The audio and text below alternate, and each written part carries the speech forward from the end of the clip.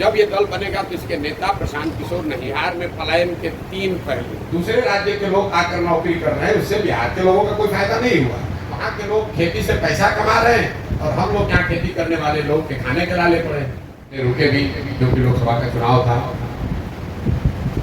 और इन 20 महीनों में पश्चिम चंपारण से चल के पूर्वी चंपारण, शिवहर, सिवान, गोपालगंज, सिवान, छपरा, वैशाली, समस्तीपुर, मुजफ्फरपुर, सीतामढ़ी, दरभंगा, मधुबनी, खगड़िया, बेगूसराय, सहरसा होते हुए हम लोग अभी मधेपुरा पहुंचे हैं 2 दिन पहले।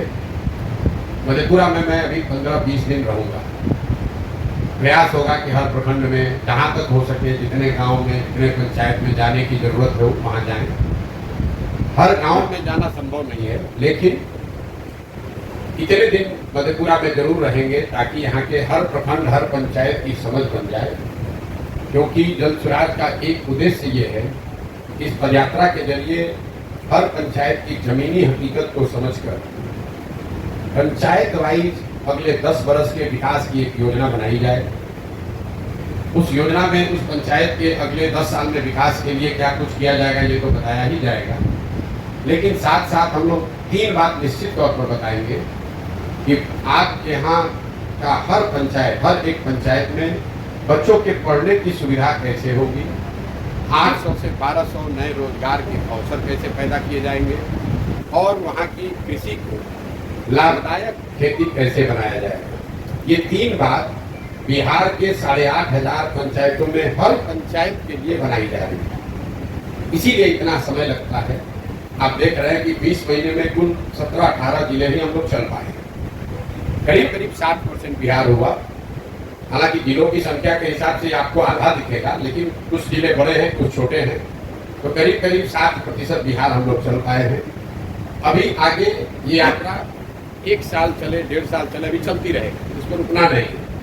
जो एक बार संकल्प लेकर काम शुरू किया है वो काम करते रहेंगे। जन स्वराज इस अभियान में एक लक्ष्य ये भी है कि बिहार में विकल्प के अभाव में लोगों को, गलत लोग, नेताओं को, गलत दलों को जानते बुझते वोट देना पड़ता है।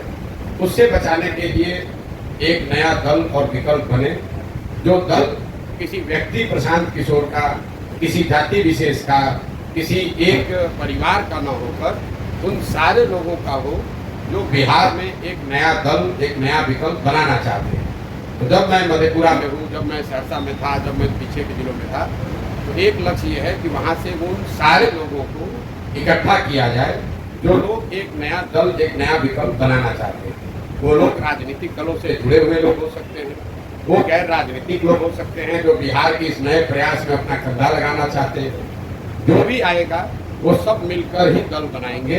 और जो घोषणा की गई है 2 अक्टूबर को, जब हम लोग करीब 70% बिहार कर लेंगे, तब तक सारे लोगों को इकट्ठा करके 2 अक्टूबर को नया दल बनेगा। जब ये दल बनेगा तो एक जो हम लोगों ने घोषणा शुरुआती दिनों में करी थी, जब ये दल बनेगा तो इसके नेता प्रशांत किशोर नहीं होंगे। तो दल का नेता कौन होगा? दल का नेता 2 अक्टूबर को जो लोग साथ में आकर दल को बनाएंगे, वो लोग मिलकर इस दल के नेता का, नेतृत्व का चुनाव करेंगे और उसको सार्वजनिक किया जाएगा, ताकि आपको पता चलेगा कि इस 2-2.5 साल के प्रयास से किन लोगों को बिहार से इस दल, इस विकल्प को बनाने के लिए जोड़ा गया है और कौन लोग हैं जो इस दल को आगे बनाएंगे और चलाएंगे। मेरी भूमिका जो अभी है, 2 अक्टूबर के बाद भी मेरी भूमिका वही रहेगी। मैं अपनी पदयात्रा जैसे अभी कर रहा हूँ, वो आगे गांव-गांव बिहार में घूमने, जानने, समझने का प्रयास वही करता रहूँगा।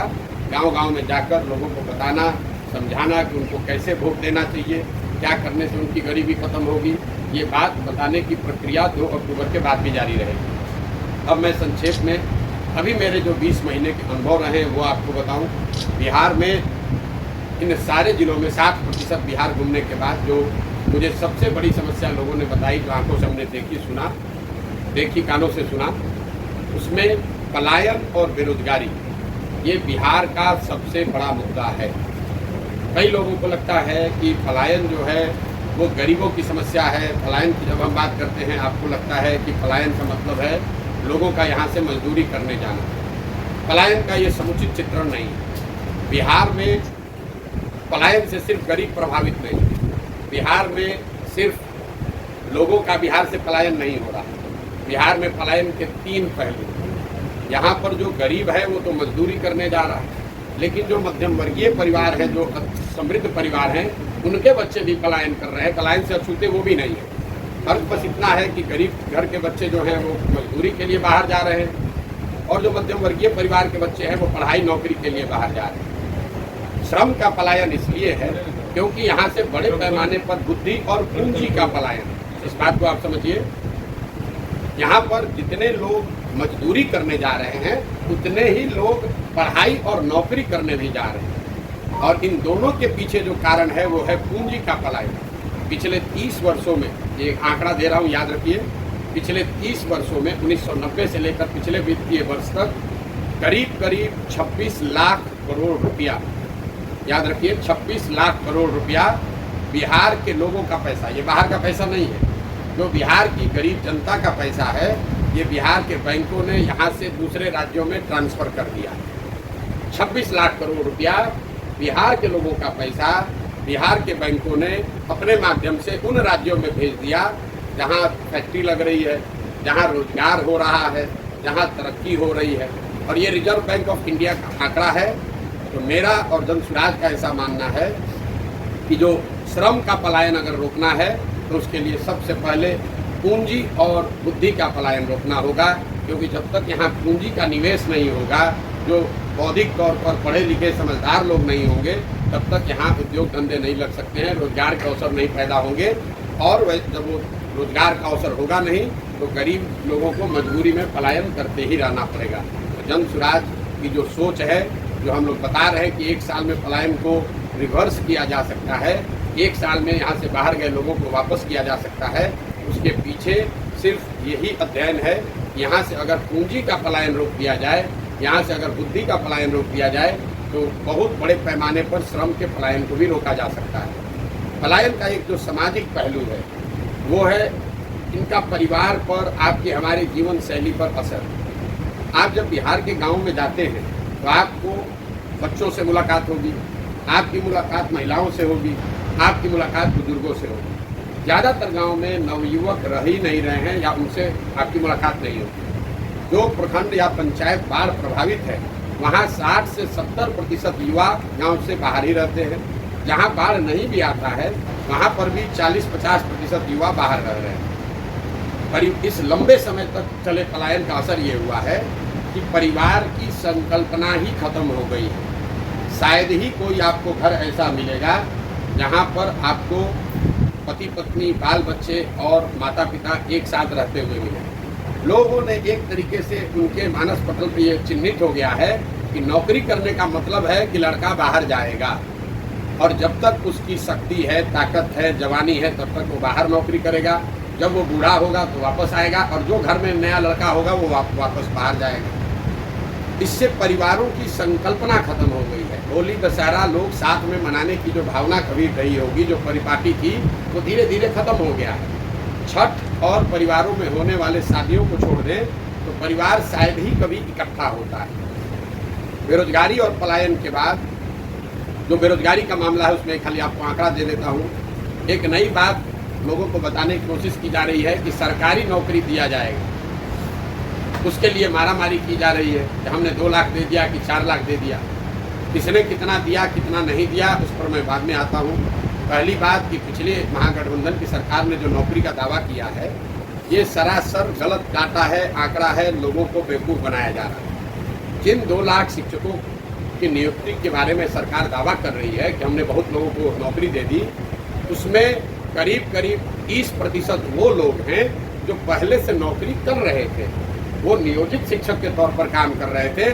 अब उनका सर्विस कंडीशन बदलकर अब वो राज्य कर्मी के तौर पर काम कर रहे हैं। ये नए लोगों को नौकरी नहीं मिली है, इस बात को आप स्पष्ट कर लीजिए। बाकी जो लोग बच गए 1.5 लाख के आसपास, क्योंकि सरकार ने एग्जैक्ट आंकड़ा जारी नहीं किया, जो बाकी लोग बच गए हैं उसमें आधे से ज्यादा लोग, करीब 14-15 अन्य राज्यों के लोग हैं जिनको आकर ये नौकरी मिली।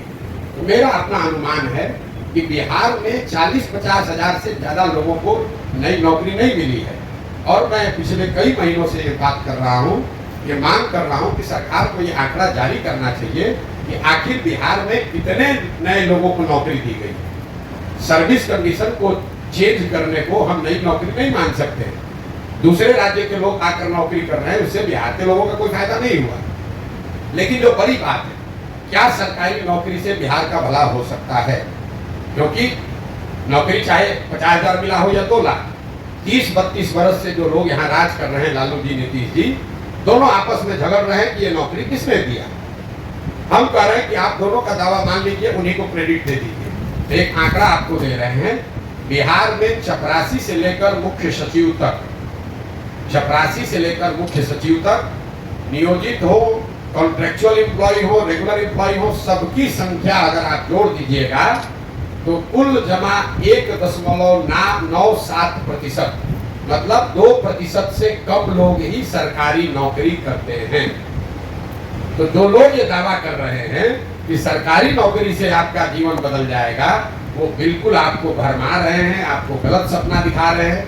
पिछले 75 साल में 1.97% लोगों को सरकारी नौकरी मिली है। उसमें 40-45 वर्ष कांग्रेस का राज शामिल है, उसमें नीतीश और भाजपा का डबल इंजन का सरकार शामिल है, उसमें लालू राबड़ी जी का 15 साल सामाजिक न्याय का सरकार शामिल है। सबके प्रयास के बाद भी सिर्फ 2% लोगों को ही नौकरी मिली है। तो ये जो भ्रम फैलाया जा रहा है कि सबको नौकरी मिल जाएगी, ये सिर्फ समाज को लॉलीपॉप दिखाकर वोट लेने की राजनीति है। पूरे दुनिया में ऐसा कहीं कोई प्रमाण नहीं है कि 13 करोड़ आबादी वाले समाज में, राज्य में सरकारी नौकरी के जरिए बेरोजगारी दूर किया जा सकता है। दुनिया में इस बात का जरूर प्रमाण है कि अगर लोगों को अच्छी शिक्षा दे दी जाए, उनको स्किल दे दिया जाए और उनको काम करने की सुविधा और पूंजी दे दी जाए, उससे उनको रोजी रोजगार मिल सकता है, उससे उनकी गरीबी दूर हो सकती है। तो जन स्वराज का इस पर जो सोच है कि जब ये व्यवस्था बने तो पहला काम 15 साल से कम उम्र के बच्चों के लिए विश्व स्तरीय पढ़ाई की व्यवस्था की जाए, ताकि वो बच्चा आगे चलकर समाज पर, राज्य पर बोझ न बने। इसी समाज में जो लोग पढ़ लिख गए हैं, नौकरी कर रहे हैं, अपने पैर पर खड़े हो गए हैं, उनको सरकार से 4 किलो अनाज नहीं चाहिए, उनको इंदिरा आवास योजना के लिए लड़ाई नहीं करना है, उनको 400 रुपया का पेंशन नहीं चाहिए। तो पूरे दुनिया भर के जो विद्वान लोग हैं, जिनसे जो लोग जन स्वराज की मदद कर रहे हैं, सुझाव दे रहे हैं, वो बता रहे हैं कि बिहार की व्यवस्था अगर बदलनी है तो सबसे पहला काम करना है कि 15 साल से कम उम्र के बच्चों को पढ़ाई की अच्छी व्यवस्था की जाए, ताकि वो समाज पर, समाज के संसाधनों पर बोझ न बने। दूसरा, 15 साल से 55 साल की उम्र के का जो वर्ग है, जिसको अब फिर से पढ़ाया नहीं जा सकता है, लेकिन इनको स्वरोजगार के लिए तैयार किया जा सकता है, उनके लिए पूंजी को उपलब्ध कराया जाए। अगर आपकी उम्र 35 है, 40 है, तो आपको सरकारी नौकरी नहीं मिल सकती है। अगर नौकरी आ जाए तब भी नहीं मिल सकती है। इनका दशा कैसे सुधरेगा? जो सबसे बड़ा वर्ग है, 15 से 55 की उम्र के लोगों को पूंजी की उपलब्धता कराई जाए, ताकि घर घर रोजी रोजगार खुल सके। और 55-60 से ज्यादा उम्र के जो लोग हैं, समाज की जिम्मेवारी है कि उनके जीवन स्तर को बेहतर करने के लिए कम से कम उनको 2000 रुपया पेंशन की व्यवस्था की जाए, ताकि वो लोग जो अब शारीरिक तौर पर मजदूरी करने की स्थिति में भी नहीं है, पढ़ाई तो स्वाभाविक तौर पर वो नहीं कर सकते हैं, रोजी रोजगार नया कुछ कर नहीं सकते हैं, उनका जीवन यापन एक इज्जतदार नागरिक शहरी के तौर पर बीते, इसके लिए उनको 2000 रुपये महीने की व्यवस्था की जाए। और ये तीनों काम बिल्कुल किया जा सकता है। कोई कहेगा भैया शिक्षा कैसे सुधरेगा? तो शिक्षा को लेकर बिहार सरकार, केंद्र सरकार दोनों के पैसे को जोड़ दीजिए तो करीब 50,000 करोड़ रुपया हर साल बिहार में खर्च हो रहा है बच्चों के पढ़ाई के लिए। 50,000 करोड़ रुपया, और 50 बच्चे भी अच्छी शिक्षा नहीं पा रहे हैं। जो जन स्वराज की सोच है, विजन है कि अगर इसमें से 1/3 पैसा, 15,000 करोड़ रुपया भी हर साल नई शिक्षा व्यवस्था बनाने पर खर्च किया जाए, तो हम लोगों का अनुमान है कि हर प्रखंड में, नेतरहाट का आपने नाम सुना होगा, नेतरहाट के स्तर के विद्यालय अगर हर प्रखंड में एक विद्यालय खोलना हो तो करीब 15 से 20,000 करोड़ रुपया उसका सालाना खर्च आएगा। जन स्वराज की ये सोच है कि कि जो अभी शिक्षा पर खर्च हो रहा है उसका 1/3 पैसा हर प्रखंड में एक ऐसा विश्व स्तरीय विद्यालय बनाने पर खर्च किया जाए। और अगर हर साल हम लोग एक विद्यालय अच्छा वैसा बनाएंगे तो अगले 5 साल में हर प्रखंड में 5 ऐसे विद्यालय बन जाएंगे जिसका स्तर नेतरहाट का होगा। मॉडल ये है कि हर गांव में स्कूल बनाने के बजाय, हर बच्चे तक अच्छी शिक्षा पहुंचाने के बजाय हर बच्चे को अच्छे शिक्षण संस्थान में पहुंचाया जाए। ये दुनिया में जितने बड़े देश हैं जहां पर भी शिक्षा में आमूलचूल परिवर्तन लाया गया है, आप फिनलैंड चलिए, स्कैंडिनेवियन कंट्री में डेनमार्क चलिए, स्वीडन चलिए, दूसरे जो देश हैं न्यूजीलैंड चलिए, जहां पर शिक्षा में आमूलचूल परिवर्तन लाया गया है, उन देशों में सरकारों ने हर गांव में विद्यालय नहीं बनाया, उन्होंने अच्छे विद्यालय बनाए और लोगों को मोबिलिटी दे दी, बस की सुविधा दे दी, स्कूल बस की सुविधा दे दी, ताकि लोग अपने बच्चों को अच्छे शिक्षण संस्थाओं में भेज सकें। आप शहरों में भी देखते हैं, मधेपुरा में देख लीजिए, पटना में देख लीजिए, दिल्ली में देख लीजिए, आपके घर के बगल में जरूरी नहीं है कि अच्छा स्कूल है, लेकिन आप अपने बच्चे को स्कूल बस से भेजते हैं, आधे एक घंटा में बच्चा आपके अच्छे स्कूल में पहुंच जाता है।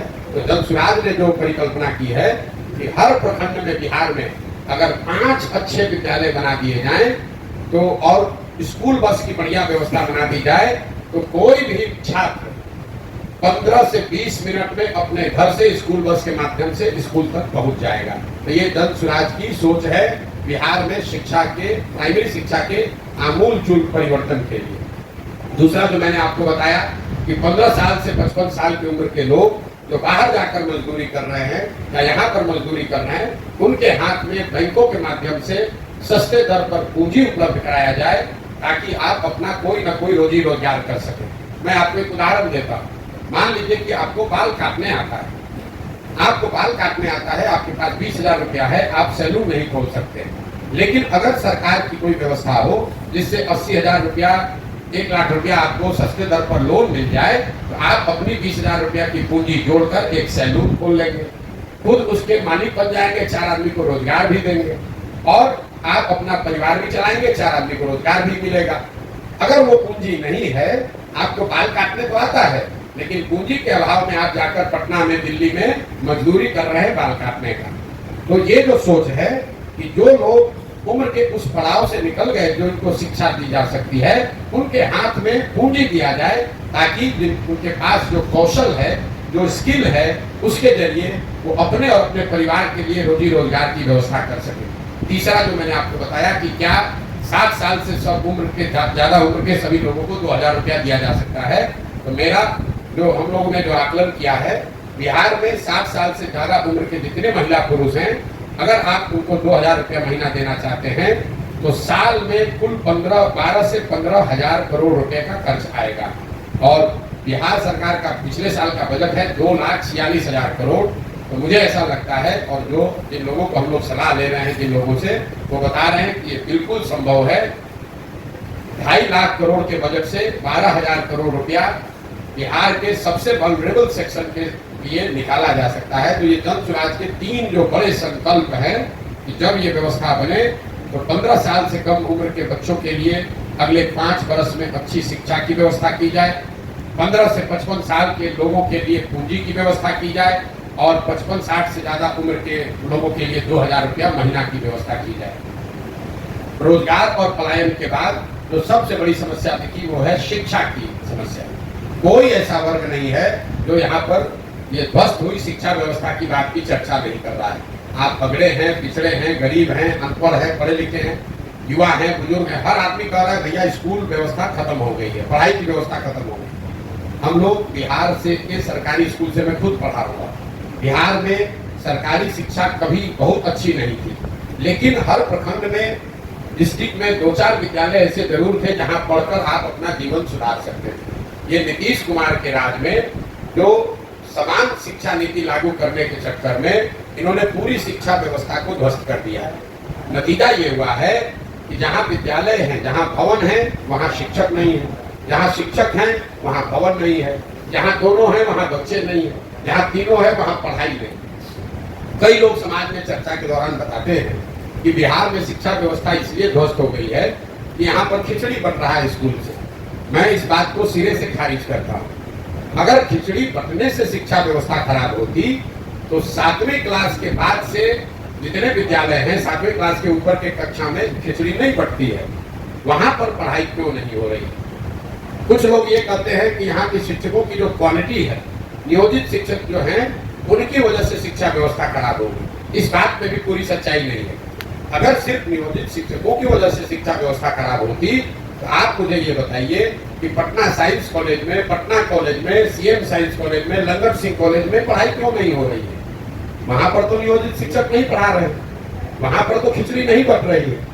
अगर आप शिक्षा की बदहाली को समझना चाहते हैं तो अगर इसको आपको ध्यान से देखना पड़ेगा। इसकी बदहाली का कारण यह है कि समाज और सरकार, मैं अंडरलाइन कर रहा हूं, समाज और सरकार कहीं न कहीं दोनों की प्राथमिकताओं में शिक्षा है ही नहीं। सरकार ने शिक्षा व्यवस्था को इस तरह से खत्म कर दिया है कि सारे बच्चे अनपढ़ रहे, मजदूर रहे, ताकि 4 किलो अनाज पर, सरकारी नौकरियों के रेवड़ी के नाम पर, कुछ सरकारी बेनिफिट के नाम पर उनको वोट मिलता रहे। समाज से गलती ये हुई है कि समाज ने भी अब शिक्षण संस्थाओं को पढ़ाई का केंद्र न मानकर सरकारी सुविधा बांटने वाला केंद्र मान लिया है।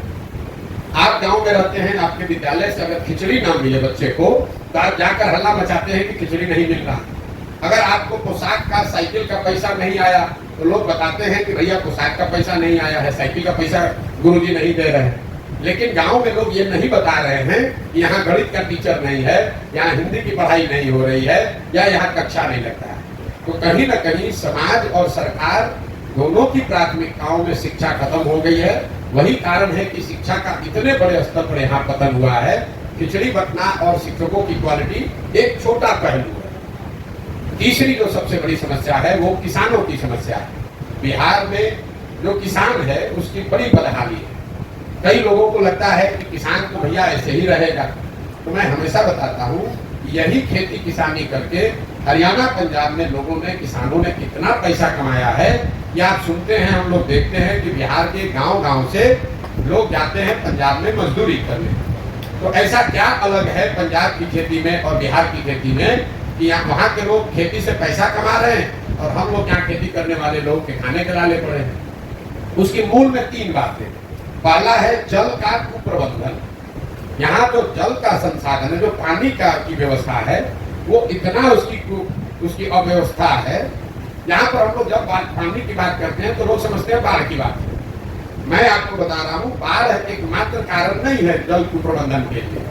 बाढ़ से बिहार में करीब 40 से 50% कृषि योग्य जमीन प्रभावित होती है। बाकी बचे जो 50% जमीन है उसमें करीब आधी जमीन, मतलब पूरे बिहार के एग्रीकल्चर की करीब 1/3 जमीन जल जमाव से प्रभावित है। यह आप बात को समझिए।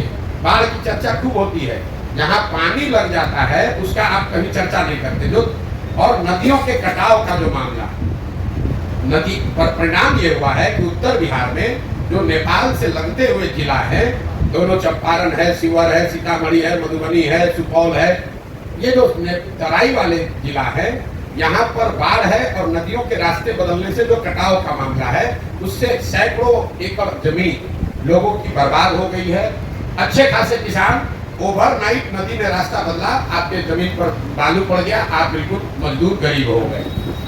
लेकिन जब आप तराई के जिलों से नीचे जाएंगे, आप गोपालगंज जाइए, गोपालगंज के बाद सिवान जाइए, सिवान के बाद छपरा जाइए, समस्तीपुर, वैशाली, मुजफ्फरपुर, दरभंगा, खगड़िया, इन जिलों में आप देखेंगे हर पंचायत में हजारों एकड़ जमीन ऐसी है जहां जल जमाव है, पानी निकलता ही नहीं है, वहां एक ही फसल होती है। इस पर कोई सरकार की चर्चा, न प्रेस में कोई बात होती है। लोकल स्तर पर लोग बात करते हैं कि भैया यहाँ 2000 एकड़ पानी लगा रहा था, लेकिन सरकार का कोई समुचित इस पर प्रयास नहीं है। और तीसरा पहलू है सूखे की। बिहार देश में, यह आंकड़ा याद रखिए, बिहार देश के बड़े राज्यों में एकमात्र ऐसा राज्य है जहां पिछले 10 वर्ष में सिंचित भूमि की मात्रा 11% से कम हो गई। याद रखिए, 10 साल में सिंचाई वाली जमीन 11% से कम हो गई। ऐसा क्यों?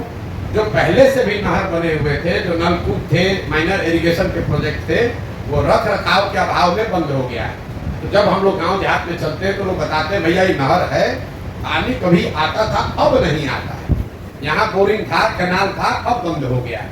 तो ये जो पहली समस्या है, बाढ़, जल जमाव और सूखा, इन तीनों को मिलाकर जो इतना बड़ा कुप्रबंधन है कि करीब करीब 2/3 जमीन या तो बाढ़ से प्रभावित है, या जल जमाव से प्रभावित है, या पानी नहीं रहने के वजह से सूखे से प्रभावित है। दूसरी बड़ी समस्या है भूमि सुधार। बिहार में समाजवाद की बात हुई, सामाजिक न्याय की राजनीति हुई, लेकिन बिहार में आपने भूमि सुधार की चर्चा कभी नहीं सुनी होगी। नतीजा ये है कि पूरे देश में 100 में 38 लोगों के पास जमीन नहीं है, जबकि बिहार में 100 में 60 लोगों के पास 1 इंच 1 धूर जमीन नहीं है। याद रखिए, 100 में 60 लोगों के पास बिहार में जमीन नहीं है। हजारों एकड़ जमीन ऐसी है जिसका मालिकाना हक भूमि सुधार लागू नहीं होने की वजह से डिस्प्यूटेड है। आप किसी भी कोर्ट कचहरी में चले जाइए, करीब करीब 1/3 केस कोर्ट में जमीनों के मालिकाना हक को लेकर जुड़ा हुआ है। तो जब जमीनों का मालिकाना हक क्लियर ही नहीं है, इसीलिए आपको दिखता है कि उनकी प्रोडक्टिविटी कम है, उसमें आप इन्वेस्टमेंट नहीं कर सकते। दूसरा जो इससे जुड़ा हुआ भ्रष्टाचार है, आपको रसीद कटाना है, दाखिल खारिज कराना है, 2000, 5000, 10,000, 20,000 रुपया दीजिएगा तभी काम होगा। पूरा ये जो भूमि राजस्व का मामला है, ये अंचलाधिकारी, उसके नीचे प्रखंडों में 1-2 कर्मचारी और 4-5 दलाल जिसको अटर्नी कहते हैं, इन्हीं के कंधों पर है। यही लोग रजिस्टर 2 मेंटेन करता है, यही आपको जमीन का मालिक बनाता है, यही आपके जमीन पर डिस्प्यूट खड़ा करता है और यही आपसे पैसा कमाता है। बिहार में सबसे जरूरी है भूमि सुधार, भूमि का नाप फिर से किया जाए, भूमि का मालिकाना हक तय किया जाए। मुझे लाखों लोगों की जानकारी है, हजारों लोग मिले यात्रा के दौरान, जिनको अलग अलग सरकारों ने अलग अलग कालखंड में भूमि का पट्टा दे दिया कि भैया ये तुम्हारा जमीन है, 2 डिसमिल है, 3 डिसमिल है। जिसको पट्टा दिया उसको जमीन का हक नहीं मिला, जिसका जमीन एक्वायर किया गया उसने जमीन छोड़ा नहीं। नतीजा हुआ कि पूरी जमीन, कोई सरकारी कर्म जरूर है, कोई डिस्प्यूट में दूसरे वजह से है। ज्यादातर लोग अपनी जमीन को बेच ही नहीं सकते। आप जमीन बेचने जाइएगा तो पता चलेगा उसमें अब डिस्प्यूट है। और इन दोनों के बाद, जल कुप्रबंधन और भूमि सुधार के बाद, तीसरा यहाँ जो रूरल इकोनॉमी किसानों की बदहाली है, उसकी वजह है किसानों के फसलों का उचित दाम का न मिलना। मैं 2 साल से पैदल चल रहा हूँ, मुझे कोई भी परिवार, कोई भी किसान ऐसा नहीं मिला जो यहाँ धान को उचित MSP पर बेचा हो। यहाँ पैक्स की व्यवस्था, कोऑपरेटिव की व्यवस्था, मंडी की व्यवस्था पूरी तरीके से खत्म है। एक आंकड़ा फिर आपको दूंगा, याद रखिए। हम लोग कहते हैं पंजाब में किसान बड़ा धनी है। पिछले 10 वर्ष में पंजाब में 70% धान और करीब करीब 75% गेहूं सरकारी समर्थन मूल्य पर खरीदा गया है। बिहार में पिछले 10 वर्ष में 13% धान, सिर्फ 13% धान और 1% धान गेहूं ही सरकारी मूल्य पर खरीदा गया है। तो 2100-2200 रुपया वाला धान लोग 1400-1500 में बेच रहे हैं। और एक आर्थिक सर्वेक्षण बताता है कि बिहार में किसानों के फसलों के उचित दाम नहीं मिलने की वजह से हर साल यहाँ के किसानों को करीब करीब 15 से 20 हजार करोड़ रुपए का नुकसान हो रहा है।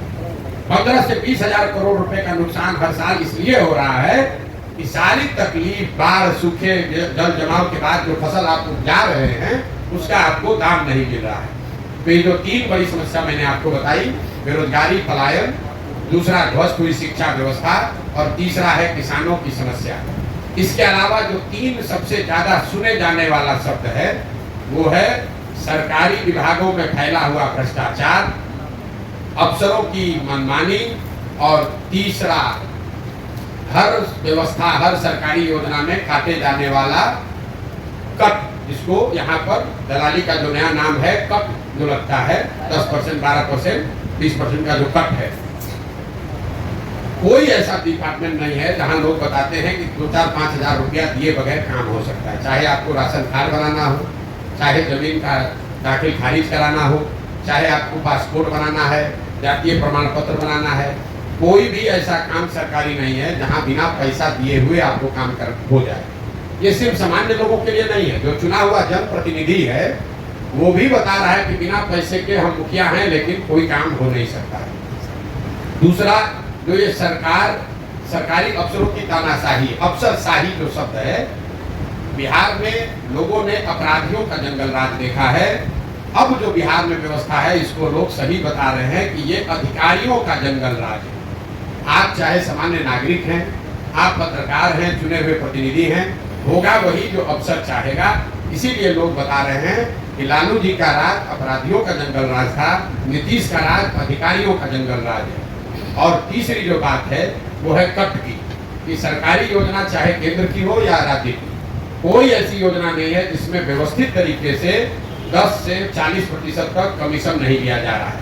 अगर 5 किलो अनाज बांटने वाली योजना है उसमें 30 से 35 रुपया प्रति क्विंटल लोग अपना हिस्सा ले रहे हैं। उसमें ज्यादातर जगह पर विधायक शामिल हैं, उनका भी 6 से 8 रुपया प्रति माह उनको पैसा उसमें मिल रहा है। अंदाजा लगाइए, हर प्रखंड में 20 से 25 हजार अनाज आ रहा है, 20 से 25 हजार क्विंटल अनाज आ रहा है।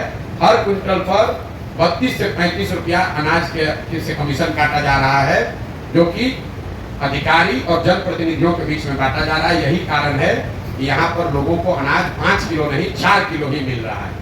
मनरेगा को देख लीजिए, मनरेगा में 100 रुपया जो मनरेगा में आना चाहिए था, 60 रुपया वो तो आया ही नहीं। मनरेगा का यूटिलाइजेशन, ग्रामीण विकास चलाने वाले मंत्री और सरकार यहाँ इतना उनका चमड़ी मोटा हो गया है कि पिछले साल 100 रुपया मनरेगा का जो मिलना चाहिए था दिल्ली से, हम लोग सिर्फ 40 रुपया लेकर आए, 60 रुपया लेकर ही नहीं आए। ये लोग मांग कर रहे हैं कि हमको विशेष राज्य का दर्जा मिलना चाहिए। आपकी जानकारी के लिए बता दूं कि पिछले साल 51,000 करोड़ रुपया अनस्पेंड बिहार सरकार ने, 51,000 करोड़ रुपया अनस्पेंड जो खर्च सरकार नहीं कर पाई वो बिहार सरकार ने सरेंडर किया। ये लोग क्या बात करेंगे?